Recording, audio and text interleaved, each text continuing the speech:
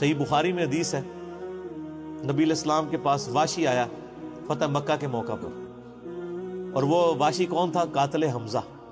ہائے ہائے، حمزہ نبی علیہ السلام کے صرف چچا نہیں تھے بلکہ بھائی بھی تھے، دو شریک اور ہم عمر بھی تھے، دوست بھی تھے۔ واشی کو حضرت بلال نے سفارش کروائی کہ یا رسول اللہ میرے کہنے پہ معاف کر دیے جائے۔ واشی پیش ہوا، فرمایا واشی یا رسول اللہ قاتل حمزہ، یا رسول اللہ تیرا ایمان قبول ہے، لیکن کیا تو ایسا کر سکتا ہے کہ اپنی شکل مجھے نہیں دکھا؟ ہائے ہائے ہائے، یہ وہ شخص ہے جو حریص علیکم بالمؤمنین رؤوف الرحیم ہے، لیکن چچا کے معاملے میں، اور وہ چچا ایسا نہیں جو صرف چچا ہی تھا، وہ دین کا مجاہد تھا، دین کے لیے کنٹریبیوشن تھی۔ اور میں آپ کو علا وجہ بصیرت کہتا ہوں کہ حضور کی وفات کے وقت اگر حضرت حمزہ زندہ ہوتے، خلیفہ اول حضرت ابوبکر نے نہیں ہونا تھا، حضرت حمزہ نہیں ہونا تھا۔ اس کا لاجیکل ثبوت یہ ہے کہ غزوہ بدر میں مسلمانوں کا لیڈر کون تھا آرمی کا؟ حضرت حمزہ۔ نبی علیہ السلام تو خیمے میں تھے نا، مسلمانوں کو لیڈ کون کر رہا تھا؟ حضرت حمزہ۔ غزوہ احد میں کون لیڈ کر رہا تھا؟ حضرت حمزہ۔ اسی لیے آپ نے پھر غزوہ احد کے شہداء پہ جا کے جنازہ پڑھا تھا نا، کہ ان کی وجہ سے بعد والے لوگ بینیفیشری ہوں گے، تو یہ لوگ تو بینیفیشری نہیں ہوئے، ان کو تو سب کچھ آخرت میں ملا ہے۔ یہ نہ ہو کہ اب تم آپس میں، بخاری مسلم میں یہ بھی حدیث ہے، میرے بعد کافر نہ ہو جانا کہ ایک دوسرے کی گردنیں کاٹنا شروع ہو جاؤ، اور وہی ہوا پھر بعد میں۔ تو نبی علیہ السلام نے قاتل حمزہ کو معاف کیا، اور فرمایا پوری زندگی پھر واشی سامنے نہیں آیا حضور کے، حالانکہ آپ کو تو اللہ نے گارنٹی دی ہے حریص علیکم بالمؤمنین رؤوف الرحیم۔ نبی علیہ السلام مومنین پر رؤوف بھی ہیں، رحیم بھی ہیں۔ اب میں تھوڑی سی انجینئرنگ کرتا ہوں کہ انسان کو اپنے چچا سے زیادہ محبت ہوتی ہے یا اپنی اولاد سے؟ مطلب اس پہ تو کوئی دوسری رائے نہیں ہے۔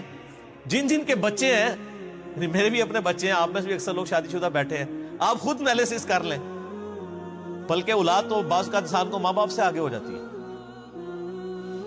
تو جن لوگوں نے حضرت حمزہ کے ساتھ ظلم کیا اور ان کو قتل کیا، ان کا ایمان قبول نہیں کیا گیا۔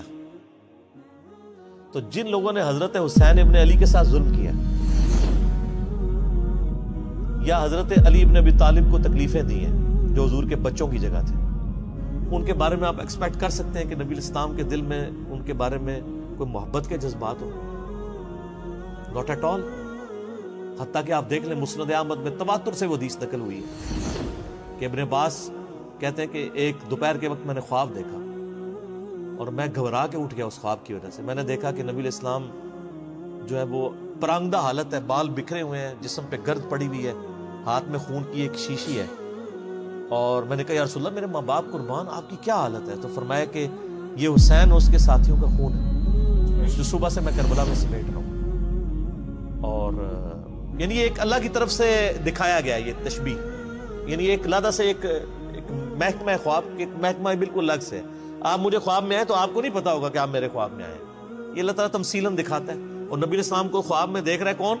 صحابی، تو وہ تو کنفرم ہے، بخاری مسلم میں حدیث ہے جس نے مجھے خواب میں دیکھا میری شکل میں شیطان نہیں آ سکتا، اور وہ شکل صحابی کو تو پتا تھی، اور صحابی بھی عام نہیں، عبداللہ ابن عباس کہتے ہیں میں گھبرا کے اٹھا، میں نے وقت اور تاریخ نوٹ کر لی اور دن بھی۔ کئی ہفتوں بعد پتا چلا کہ اسی دن 10 محرم 61 ہجری میں حضرت حسین ابن علی کو شہید کیا۔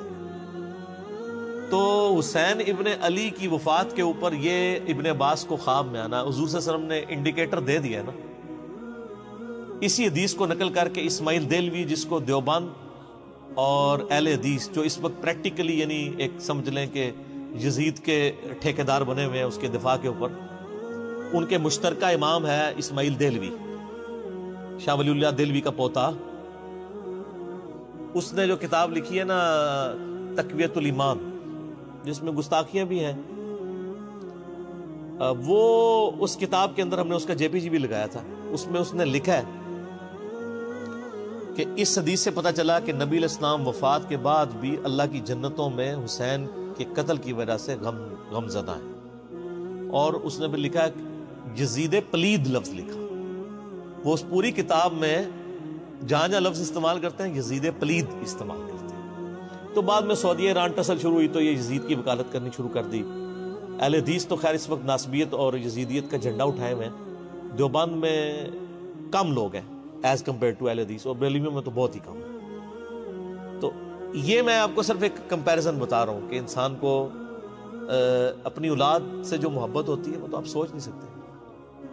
ترمذی میں اور مسند احمد میں حدیث ہے، نبی علیہ السلام نے حضرت حسین کو اٹھایا ہوا ہے اور آپ فرماتے ہیں اللہ یہ میرے بیٹوں میں سے ایک بیٹا ہے، اے اللہ اس سے محبت کر، جو اس سے محبت کرے، اس سے دشمنی رکھتے ہو اس سے دشمنی رکھ. ہم یہ پوچھتے ہیں کہ حسین سے دشمنی کس نے رکھی ہوئی ہے؟ ذرا پوائنٹ آؤٹ کریں نا. کیا یہ تھریٹیکل بات ہے؟